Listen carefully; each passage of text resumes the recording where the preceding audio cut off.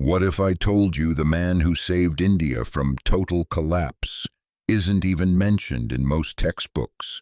Not a British officer, not a Mughal emperor, but a teenager who dared to dream of freedom and turned it into a revolution.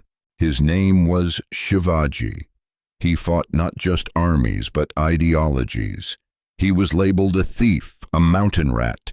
Yet even his enemies prayed for him when he died. How did one man become both feared and revered across centuries? In schools across India, you learn more about the kings who invaded the land than the heroes who defended it. But if Shivaji had not risen when he did, India's story might have ended before it truly began. The 1600s were chaos. India was under siege. Mughals from the north, Portuguese from the west, and the British preparing from afar. Most kings submitted, but one boy refused, and from his refusal a new vision of India was born.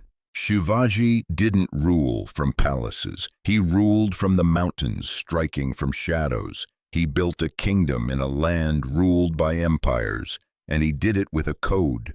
No women harmed, no temples destroyed, no civilians touched. While others looted in victory, Shivaji restored. Where others ruled through fear, he governed through respect. And where most bowed to empire, he built an idea. Swarajya, self-rule, not just for Marathas, but for every Indian heart. Why then is Shivaji missing from your textbooks? Why do more people know the names of his enemies than his victories? This video isn't just about history, it's about memory. Because when a hero is forgotten, a nation forgets itself. From sword to statecraft, from war to justice. Shivaji wasn't just a fighter, he was a builder of forts, of faith, of freedom. Today we'll walk through the life of a lion, not as a myth, but as a man who made history. You've heard of Alexander the Great, but not of the king who once outsmarted 4 empires at once. This is the real story of Chhatrapati Shivaji Maharaj. And once you know it, you'll wonder why it was hidden from you for so long. This is not just Indian history. This is the story of resistance, resilience, and redemption. This is about how one young man's courage changed a continent. Stay with us, because the battle for memory is the battle for truth. They said Shivaji couldn't win. The Mughals were too powerful. But Shivaji didn't fight fair. He fought smart. He invented guerrilla tactics in the hills of the Sahyadris, striking at night, disappearing by dawn. He used hills as shields, rains as allies. His horses knew every shortcut. While the Mughals chased empty forts, Shivaji struck their camps, vanished like smoke, and left legends behind. Then came the day that changed everything. Afzal Khan, a towering general, was sent to crush him. But Shivaji didn't bring an army. He brought a hidden blade and a plan. In a private tent meeting, Afzal Khan tried to hug Shivaji, but Shivaji's armor blocked the betrayal. With one strike, he ended the general's reign of terror, not with numbers, but with nerve. The message was clear: don't mistake peace for weakness. Shivaji's victory echoed across the land, not because it was brutal, but because it was brilliant. He didn't stop at battles. He built a navy, India's first real sea defense. While the Portuguese dominated the coast, Shivaji built ships and sailed towards sovereignty. In 1664, he raided Surat, not to loot, but to send a message that the riches of India wouldn't be easy pickings anymore. The raid shook the Mughal treasury and their pride. But after every raid, Shivaji gave strict orders: no women touched, no temples harmed, no homes burned without cause. Because he wasn't just building a kingdom, he was building trust. While Delhi built tombs, Shivaji built forts, 300 of them, not for vanity, but for vision. They weren't just walls, they were the bones of Swarajya. Each fort was a statement. We are not your subjects. We are not your colony. This land is ours, and we'll guard it brick by brick. Shivaji wasn't satisfied with swords and forts. He built an administration rooted in ethics. Land reforms, fair taxes, justice for all. His ministers weren't just Brahmins or elites. They were scholars, farmers, even traders, chosen by merit, not caste. His tax system was revolutionary. He abolished unfair middlemen and listened to farmers directly. He said, "We take from the land only what it can give, no more." For a 17th century king, that idea was light years ahead. What about religion? Unlike the fanatics of his era, Shivaji protected every temple and respected every mosque. His army had Muslim generals. His spies came from every caste. He judged by loyalty, not by name or prayer. He was deeply spiritual, yet fiercely rational. He believed that India wasn't just a land, but a legacy, one that needed guardians, not tyrants. He built that vision not through speeches, but through sacrifice. While other kings obsessed over luxury, Shivaji slept on stone floors inside his forts. He ate with soldiers, rode with farmers. To his people, he wasn't a ruler above them. He was one of them. Even the British watched with unease. In private letters, they called him a fox among wolves. Because Shivaji wasn't just defending land, he was inspiring minds. And that was far more dangerous to empire. He crowned himself Chhatrapati, Lord of the Umbrella.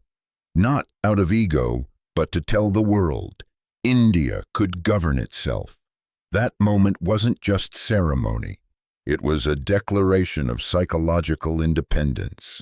And then came Aurangzeb, the emperor of the Mughals.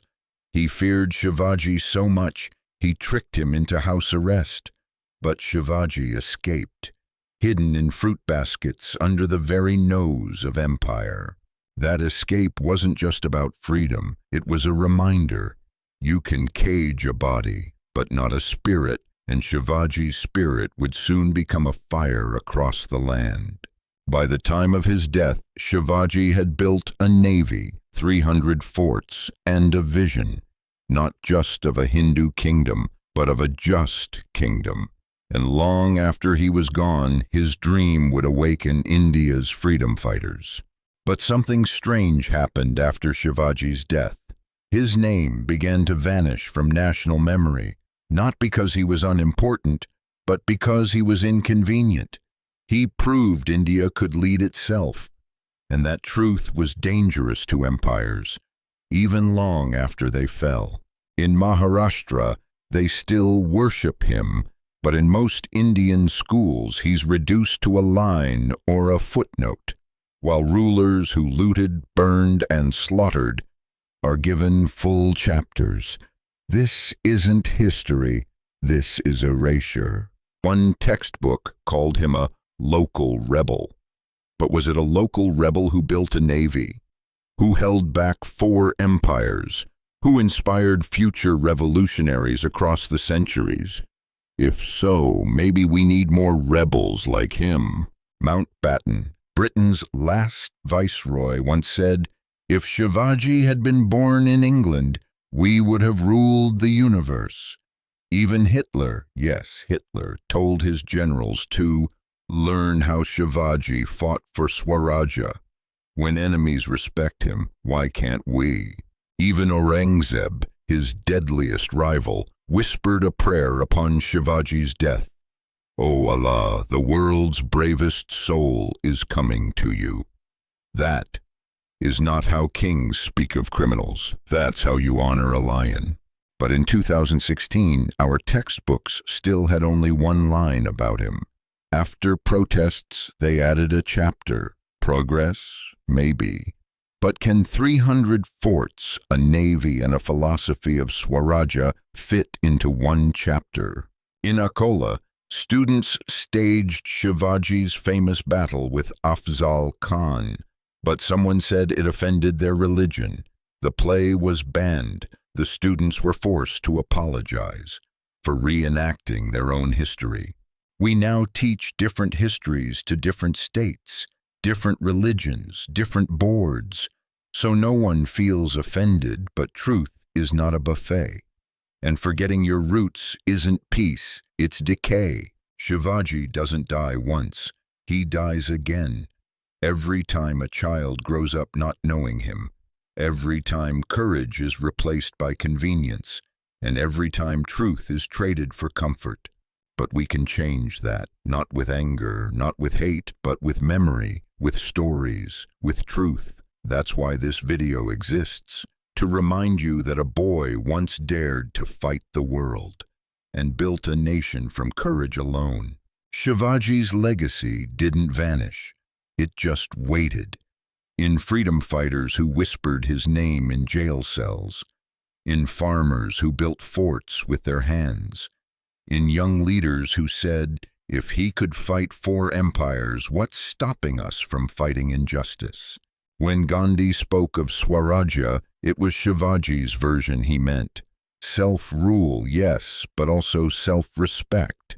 Gandhi didn't build that idea, he inherited it from a king who saw every villager as a citizen. What made Shivaji different wasn't his army, it was his clarity.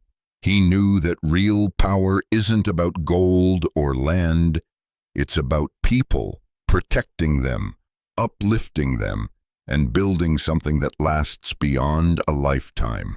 His forts still stand, not because of stone, but because of what they represent.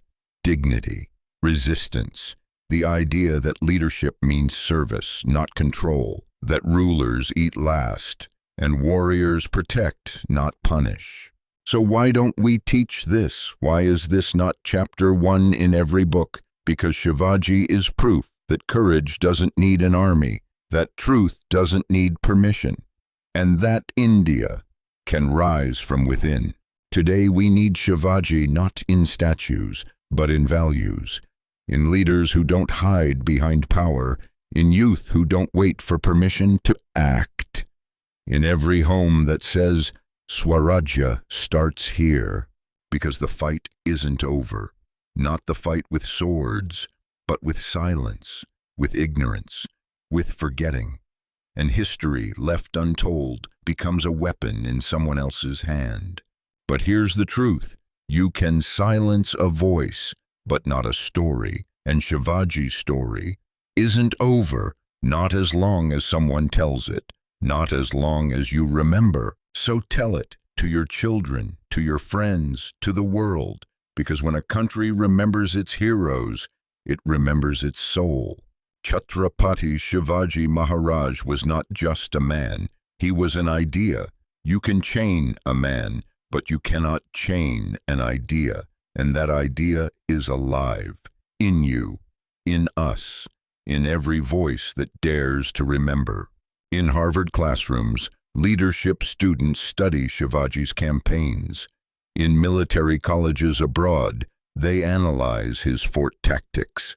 The world sees him as a genius, but here we still debate if he's regional or national. That says more about us than about him. The French respected his diplomacy. The British feared his unpredictability. And the Mughals? They called him the Mountain Tiger. He didn't just command armies, he commanded respect. What made him so different? It wasn't just his brain, it was his heart. He ruled with compassion, he listened, he served. That's what made him unforgettable, because power fades, but integrity endures. Today we celebrate loud leaders.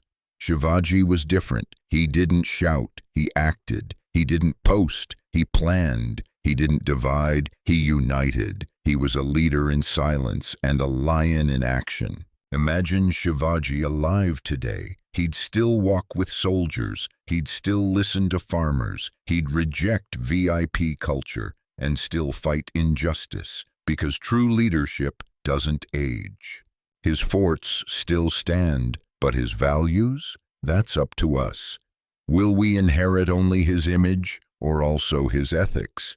That's the real tribute. Statues are easy, standards are harder. We say Jai Bhavani, Jai Shivaji in slogans, but real tribute is not a chant. It's how we treat the powerless, how we lead when no one is watching. That's where Shivaji still lives. Do not wait for textbooks to teach your children. Be the storyteller. Tell them of forts, of justice, of daring escapes, and of a king who ruled not by fear, but by example. In the end, what is history? It's not just what happened, it's what we choose to remember. And as long as we remember Shivaji, not as a statue, but as a standard, India will never truly be defeated. So don't just like this video, live it. Lead like Shivaji, serve like Shivaji. And when history calls your name, answer like he did, with courage, with clarity, and with fire.